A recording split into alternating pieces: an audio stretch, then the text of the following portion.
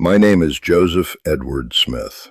I'm 80 years old, and I want to tell you something I wish more people understood before they gave the strongest years of their later life away.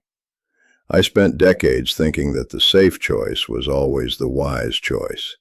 I spent years watching people stay at jobs that were draining them because they were afraid to step away 1 year too soon. I watched them tell themselves they just needed a little more money, a little more certainty, a little more time. Then life answered back in a way they did not expect. Their knees gave out, their heart gave them trouble, their spouse got sick, their energy dropped, their world got smaller, and the trip they meant to take, the hobby they meant to start, the grandchildren they meant to enjoy, all had to compete with limits they never planned for. You see, I am not talking about fantasy. I am talking about what I have seen with my own eyes and what I have felt in my own bones. I am 80 now, and I can tell you this plainly.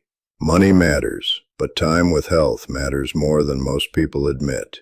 Let me tell you what I learned before it is too late for you. I built my life slowly. I was a librarian, not a celebrity, not a man with a giant salary, not somebody who got rich overnight. I built a good life with patience, planning, and a habit of paying attention. I also paid attention to people. For years, I listened to workers in their 40s, 50s, and 60s talk about retirement as if it were some fixed gate at the end of the road. They talked as if 65 was a law of nature. They talked as if the calendar, not their own life, should decide. And here's what I didn't understand then. A lot of people never stop to ask whether the default plan is actually right for them. When I was younger, I thought retirement was mostly about the math. Honestly, that is how a lot of sensible people think. I thought the question was simple. Do I have enough or do I not? Can I afford to leave work or should I keep going? But age has a way of showing you the part that numbers cannot hold. The numbers matter. I would never tell you otherwise.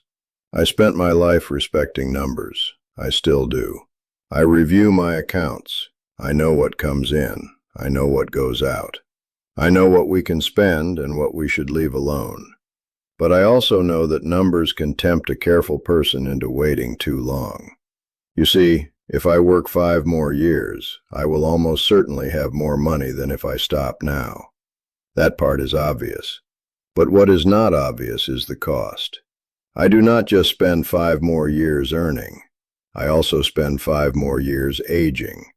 I spend 5 more years with my strongest walking legs, my clearest mornings, my easiest travel days, my best chance to learn something new, and my best chance to enjoy my wife without rushing. That is the trade people do not like to face straight on. They act as if the extra money is real and the lost years are abstract.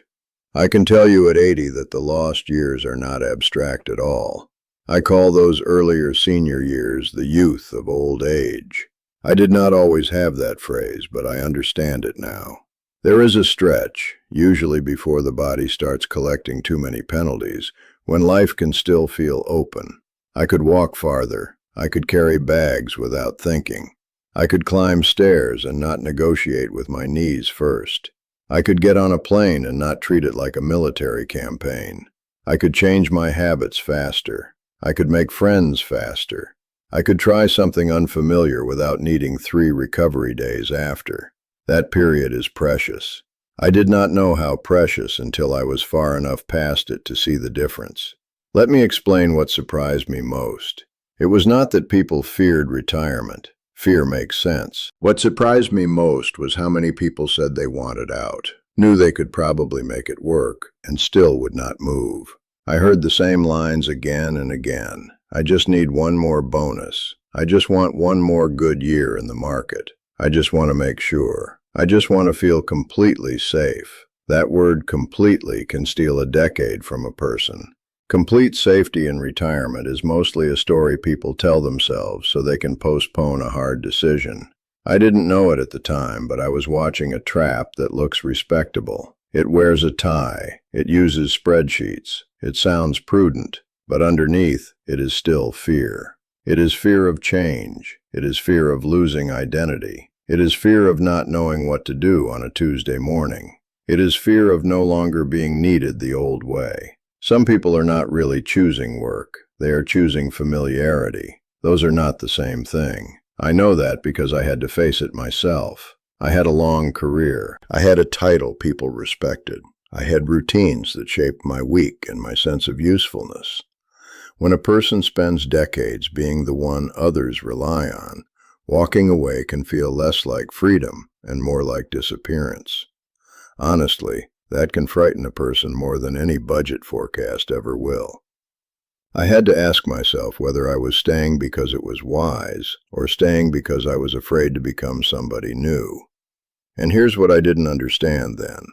Retirement is not only a financial decision, it is a life decision. It is a health decision. It is a marriage decision. It is a time decision. It is a purpose decision. If I reduce it to money alone, I blind myself to half the truth. I know people who retired with less money than they wanted and made beautiful lives because they still had energy, curiosity, and room to adapt. I also know people who retired with more money than they could spend and still felt robbed because their body had already narrowed the menu of what they could do.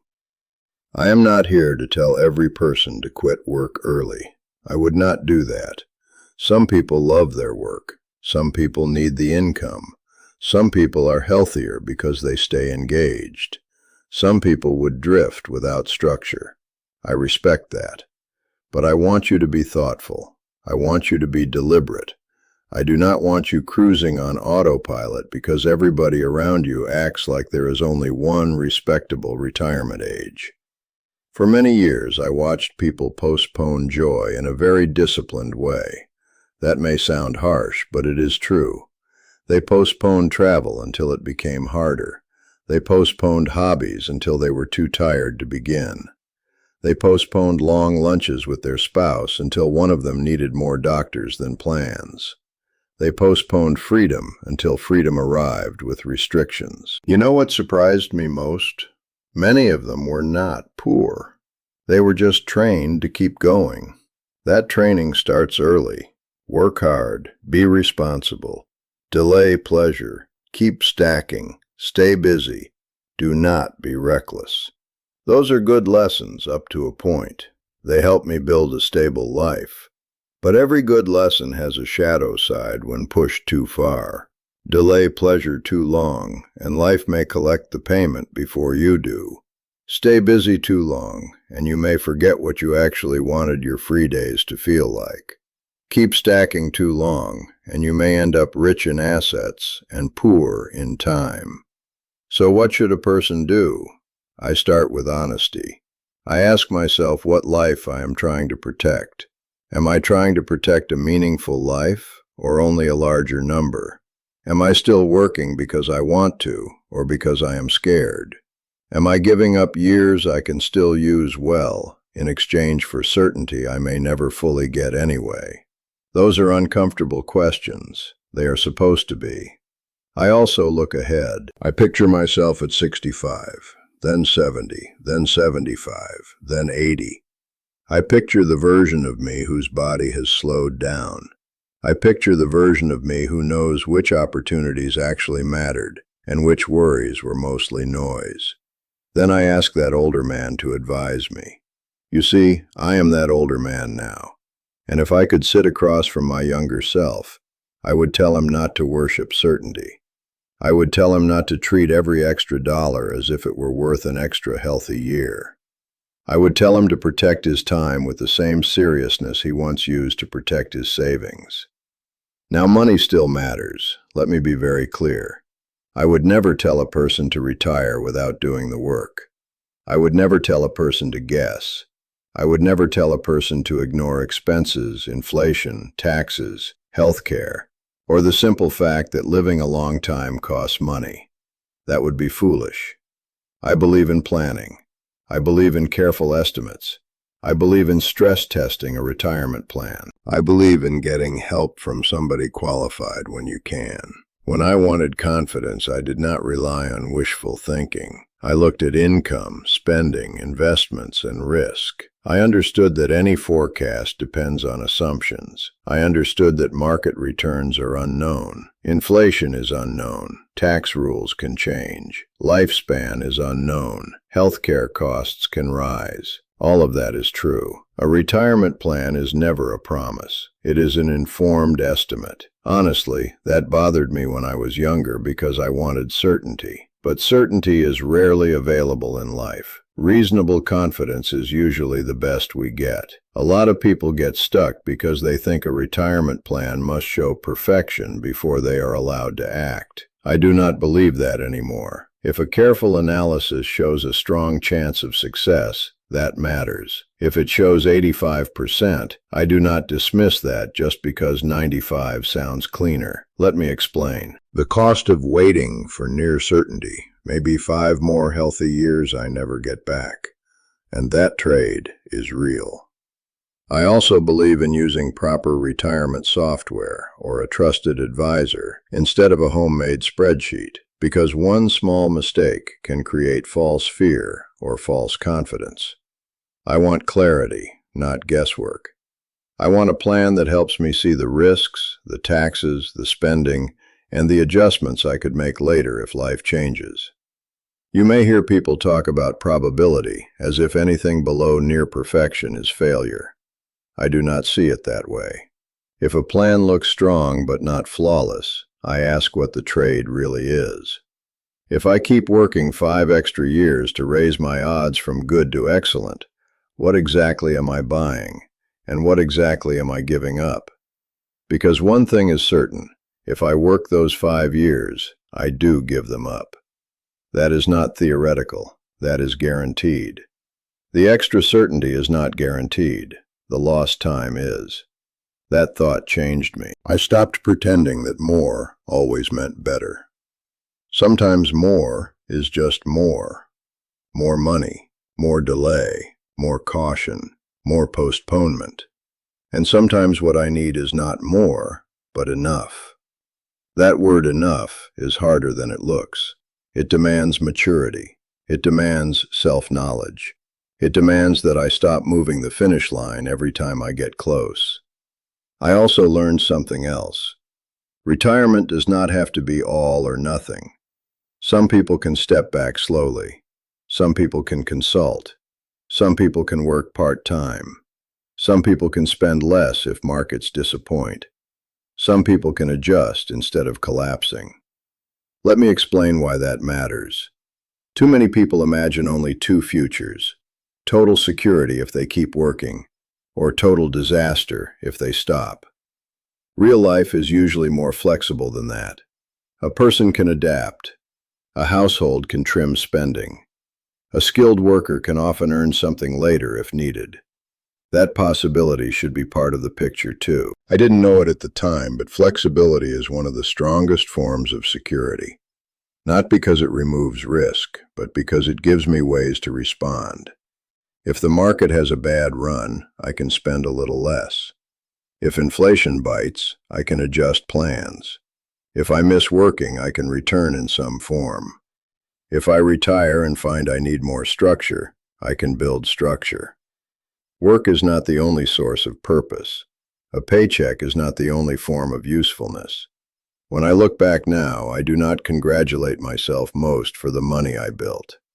I am grateful for it, yes. But I am most grateful for the time I protected once I understood what was at stake. I am grateful for unhurried mornings. I am grateful for walks. I am grateful for trips I could still physically enjoy. I am grateful for dinners with my wife that were not squeezed between exhaustion and tomorrow's alarm. I am grateful for being present enough to know my own life while I was living it. You see, that is the quiet danger of working too long without reflection. A person can keep postponing life in such a respectable way that nobody warns them. Everybody claps for discipline. Very few people ask whether the discipline is still serving the person or whether the person has started serving the discipline. So here is my honest advice to anyone still working past 40, and especially to anyone moving through their 50s and early 60s. Do the math. Respect the numbers. Get help if you can. Use real planning tools. Do not guess. But do not stop there. Ask your older self for advice. Ask your tired self for truth. Ask your spouse what you are postponing. Ask your body what has already changed. Ask yourself whether you are building a life or only extending a career. Honestly, those answers may tell you more than any chart. And if you are still healthy, still mobile, still curious, do not treat that as permanent. I say that with kindness, not fear. I have lived long enough to know that change can come fast. A diagnosis can arrive. A fall can happen. Energy can fade quietly. None of us gets a contract promising that the things I can do at 58 will still be easy at 68 or even 63. I do not say that to make me panic. I say it so I will value what is still in my hands. I have spent many years around careful people. I am one of them. Careful people often know how to delay gratification. What we do not always know is when to stop delaying. That is a skill, too, maybe the most important one. Knowing when enough is enough. Knowing when to protect life, not just money. Knowing when to step into a season I worked hard to earn. If anything I have said sounds familiar, then maybe this is my moment to stop drifting and start choosing. Maybe tonight is the night I sit down with the numbers. Maybe this week is the week I have the hard conversation with my spouse. Maybe this month is the month I ask what I actually want the next 10 years to feel like. And if this message helped me think more clearly, I would take one small step with it. I would leave a comment and tell me what age I am and what I am wrestling with right now, because I read those carefully. I would like this talk if I want more honest conversations like this one. I would subscribe if I want company from somebody who has already lived through the questions I am facing. And honestly, I would share it with one friend who needs this reminder, because truths land better when somebody we trust places them in our hands. And I would keep going, because once I start asking the right questions, I do not want to go back to autopilot. I do not say that as a salesman. I say it as an old man who knows how easy it is to put off the right reflection for one more day. Do not do that. Give this your attention now. My future self may thank me for it, and one day, when I am where I am now, I may be very glad I listened. And if I want one more conversation after this, I should watch the next one while this feeling is still fresh, because the right thought at the right time can change the next 10 years of my life.